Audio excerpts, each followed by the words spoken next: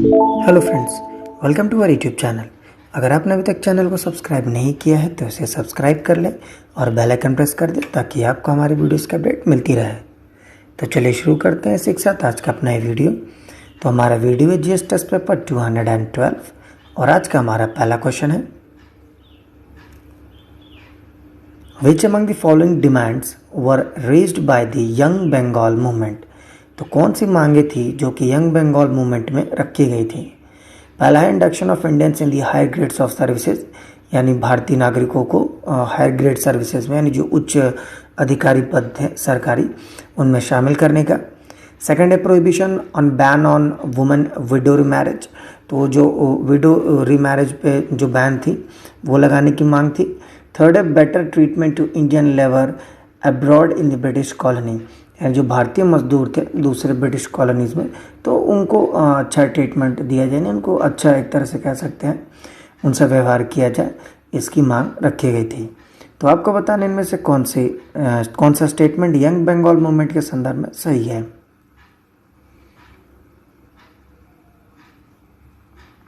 तो इसका सही आंसर है बी 1 और 2 ओनली, यानी कि सिर्फ पहला और दूसरा, बी 1, 2 और 3 यानी कि तीनों ही सही है। तो चलिए बढ़ते हैं इसी के साथ अपने अगले क्वेश्चन की तरफ। Question number 2, which of the following lakes are salt water lake. तो नीचे 3 अलग अलग लेक्स के नाम दे रखे हैं, आपको बताना कौन सा लेक सॉल्ट वाटर है। पहला है पैंगोंगसो लेक, सेकंड है सांभर लेक, थर्ड है लोकटक लेक। तो इसका सही आंसर है बी 1 और 2 ओनली, यानी कि पैंगोंगसो लेक और सांभर लेक सिर्फ यही दोनों है जो हमारे वो सॉल्ट वाटर लेक है, यानी कि खारे पानी वाले हैं। वहीं अगर लोकटक लेक की बात करें तो खारे पानी वाला नहीं है बल्कि साफ पानी वाला है। और ये जो लेक है लोकटक, इसको कई अलग अलग नाम से भी जाना जाता है, जैसे तो इसको मणिपुर में लोकली कायबुल लामजाओ के नाम से जाना जाता है। तो चलिए बढ़ते हैं एक साथ अपने अगले क्वेश्चन की तरफ। क्वेश्चन नंबर 3, द भक्ति संत emphasized on 2 ways of imagining the nature of the god, viz. Nirguna and Saguna. Which among the following भक्ति संत भक्ति मूवमेंट संत वर सगुना भक्ति। तो भक्ति जो संत चल रही थी भक्ति मूवमेंट, उसमें 2 हिस्सों में बटा था, एक निर्गुणा था एक सगुना था। तो नीचे कुछ नाम दे रखे हैं, आपको बताना इनमें से कौन सा ऐसा संत थे जो सगुना भक्ति से जुड़े हुए थे। आपका ऑप्शन है, पहला है रामानंद, सेकंड है कबीर, थर्ड है निम्बारका और फोर्थ है चैतन्य महाप्रभु।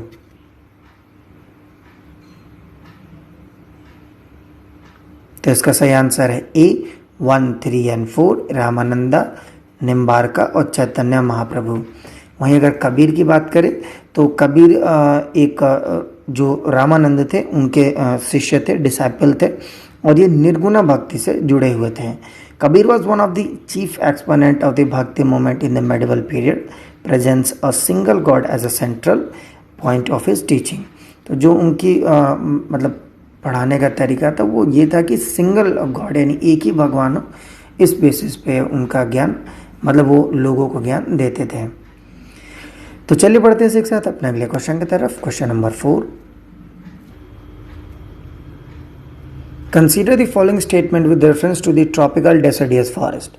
तो ट्रॉपिकल डेसिडियस फॉरेस्ट के संदर्भ में 3 स्टेटमेंट है, आपको बताना कौन सा सही है। पहला, they are mainly found in regions with the rainfall in excess of 200 centimetre, यानी ट्रॉपिकल डेसिडियस फॉरेस्ट उन्हीं इलाकों में पाए जाते हैं जहाँ बारिश 200 सेंटीमीटर से ज़्यादा होती है। सेकेंड है, they are dominated by hardwood species, यानी इनमें जो पेड़ होते हैं उनकी जो वुड होती है यानी लकड़ियाँ होती है वो काफ़ी हार्ड होती है। थर्ड है, sholas found in Nilgiris are an example of tropical deciduous type of vegetation. तो जो शोलाज है नीलगिरी हिल्स में जो पाए जाते हैं वो ट्रॉपिकल डेसिडियस वेजिटेशन का एक एग्जाम्पल है, यानी कि उदाहरण है। आपको बताना इनमें से कौन सा स्टेटमेंट ट्रॉपिकल डेसिडियस फॉरेस्ट के संदर्भ में सही है।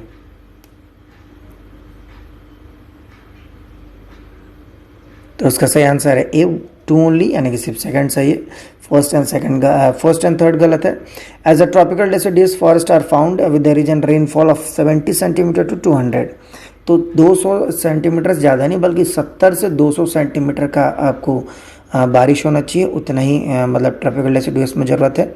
वहीं अगर शोलाज है तो ये ट्रॉपिकल डेसिडुअस के नहीं बल्कि टेम्परेट फॉरेस्ट के एग्जाम्पल है, जो कि नीलगिरी, अनाईमलाई और पालनी हिल्स में पाई जाती हैं। तो चलिए बढ़ते हैं एक साथ अपने अगले क्वेश्चन की तरफ। क्वेश्चन नंबर 5,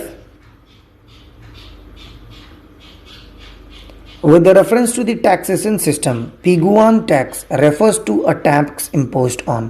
अगर हम टैक्स सिस्टम की बात करें, करों की बात करें, तो एक पिगुआन करके टैक्स लगाया जाता है। तो किस चीज़ पर लगाया जाता है आपको बताना है।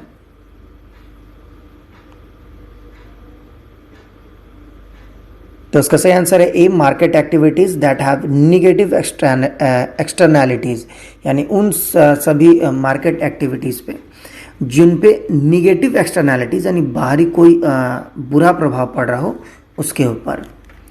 तो चलिए बढ़ते हैं एक साथ अपने अगले क्वेश्चन की तरफ। Question number 6, Who among the following women were members of Indian Republican Army और रिवोल्यूशनरी ग्रुप चित्तगोंग। तो नीचे कुछ वुमेन्स के नाम दे रखे जो उस समय रिवोल्यूशन में शामिल थे इंडियन वॉर ऑफ इंडिपेंडेंस में। तो उनका आपको बताना कौन इनमें से जो चित्तगोंग ग्रुप था उनसे जुड़ा हुआ था। आपका ऑप्शन पहला है प्रीतिलता वाडेकर, सेकंड है कल्पना दत्त, थर्ड है उषा मेहता। तो इसका सही आंसर है ए, 1 एंड 2 ओनली।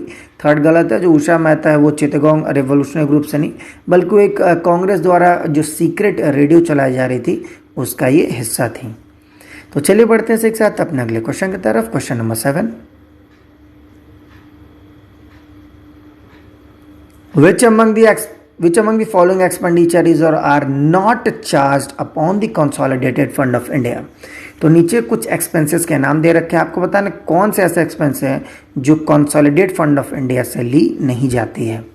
पहला, salary allowances and pension of the controller auditor general of India यानी सीएजी की सैलरी। सेकंड है salary and allowances and pension of the chairman and member of the UPSC यानी कि जो लोक सेवा आयोग है उनके मेंबर्स की सैलरीज। थर्ड है salary and allowances and pension of the chairman and member of ECI यानी कि इलेक्शन कमीशन ऑफ इंडिया। तो इसका सही आंसर है C, third, election commission of India. इसका जो सैलरी होता है वो इनसे मतलब कंसोलिडेटेड फंड ऑफ इंडिया से चार्ज नहीं होता है। तो चलिए बढ़ते हैं इसी के साथ अपने अगले क्वेश्चन की तरफ। Question number 8, with reference to the sultan Muhammad Quli Qutb Shah, a ruler of Qutb Shah dynasty, consider the following statement. तो जो 5 अलग अलग डायनेस्टी थी हमारी नीचे कर्नाटका के पास, तो उनमें एक डायनेस्टी थी कुतुब शाही डायनेस्टी। तो उससे एक रिलेटेड स्टेटमेंट है, मतलब सुल्तान मोहम्मद कुली कुतुब शाह से। पहला, he was a contemporary of Akbar यानी ये अकबर के समय शासन काल में थे। Second, he founded the new city of Hyderabad और इन्होंने ही जो हैदराबाद की सिटी है उसकी स्थापना की थी। तो इसका सही आंसर है सी, बोथ 1 एंड 2 यानी कि दोनों स्टेटमेंट सही है। तो चलिए बढ़ते हैं एक साथ अपने अगले क्वेश्चन की तरफ। Question number 9, with reference to the Trade Disputes Act 1929, consider the following statement। जो ट्रेड डिस्प्यूट एक्ट 1929 था उसके रिगार्डिंग 3 स्टेटमेंट है, आपको बताना है कौन सा सही है। पहला, the appointment of court of injury and consultation boards for setting industrial disputes was made compulsory. तो जो अपॉइंटमेंट्स होती हैं कोर्ट ऑफ इंजरी या कंसल्टेशन बोर्ड के किसी इंडस्ट्रियल डिस्प्यूट्स को लेके, तो वो कंपल्सरी है यानी उनका बनाना अनिवार्य है। सेकंड है, it encourage political activities by trade union यानी पॉलिटिकल एक्टिविटीज़ जो ट्रेड यूनियन द्वारा की जाती है उसको प्रोत्साहन करता है। थर्ड है, the strike in public utility services were prohibited unless proceeded by an advance notice of 1 month. तो ये किसी भी पब्लिक यूटिलिटी सर्विसेज का उनको मना करता है, प्रोहिबिट करता है तब तक जब तक 1 महीने की एडवांस नोटिस ना दी जाए तब तक। तो आपको बताना इनमें से कौन सा स्टेटमेंट सही है।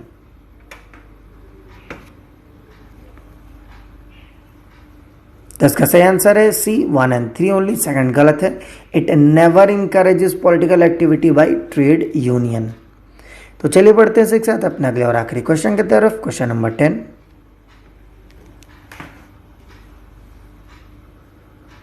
इन India we have an integrated judicial system, it implies. तो कहा जाता है कि भारत में जो जुडिशियल सिस्टम है वो इंटीग्रेटेड है, यानी आपस में जुड़ा हुआ है।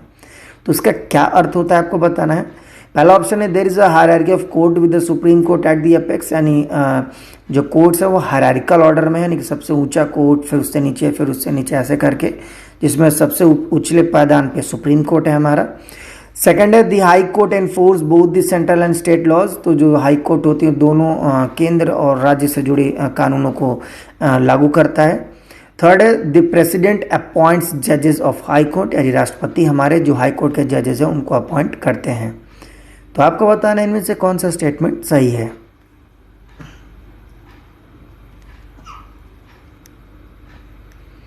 तो उसका सही आंसर है डी 1, 2 and 3, यानी कि तीनों स्टेटमेंट सही है। तो फ्रेंड्स, इसी के साथ आज का हमारा वीडियो समाप्त होता है। जाने से पहले हम आपको हमारा लास्ट वीडियो यानी जीएस टेस्ट पेपर जो 211 था हमारा, तो उसका जो क्वेश्चन ऑफ द डे था उसका आपको आंसर बता देते हैं। तो क्वेश्चन ऑफ द डे था हमारा, मनकीडिया tribe often seen in a news are particularly vulnerable tribal group in which of the following state। जो मनकीडिया ट्राइब है ये पीवीटीजीज में आते हैं, तो ये किस राज्य से बिलोंग करते हैं आपको बताना था। तो इसका सही आंसर है ए, उड़ीसा। ये जो ट्राइब है ये उड़ीसा का ट्राइब है। तो चलिए इसी के साथ जाने से पहले आज का यानी जीएस टेस्ट पेपर 212 का जो क्वेश्चन ऑफ द डे है हमारा वो आपको बता देते हैं। तो आज का हमारा क्वेश्चन ऑफ द डे है, if the working person quits her old job in order to search for a new job, the period between transition of his old job to a new job is considered as an example of. यदि कोई व्यक्ति अपना पुराना job छोड़ के, यानी पुरानी नौकरी छोड़ के अगर नई नौकरी को ज्वाइन करता है तो उस बीच में वो अनएम्प्लॉयड होता है, यानी कि बेरोजगार माना जाता है। तो उस पीरियड को किस तरह का एग्जाम्पल, मतलब किस तरीके का अनएम्प्लॉयमेंट बोलते हैं आपको बताना है। आपका ऑप्शन है A structural unemployment, B frictional unemployment, C cyclical unemployment या डी डिस्गाइज्ड अनएम्प्लॉयमेंट। तो फ्रेंड्स, इसी के साथ आज का हमारा वीडियो समाप्त होता है। जाने से पहले अगर आपको हमारा वीडियो अच्छा लगा हो तो इसे लाइक करें, शेयर करें और हमारे चैनल को जरूर सब्सक्राइब करें। साथ ही आप हमें नीचे कमेंट बॉक्स में हमारे क्वेश्चन ऑफ द डे का आंसर जरूर दें। तब तक के लिए मिलते हैं आपसे अगले वीडियो में। Thank you for watching and bye bye.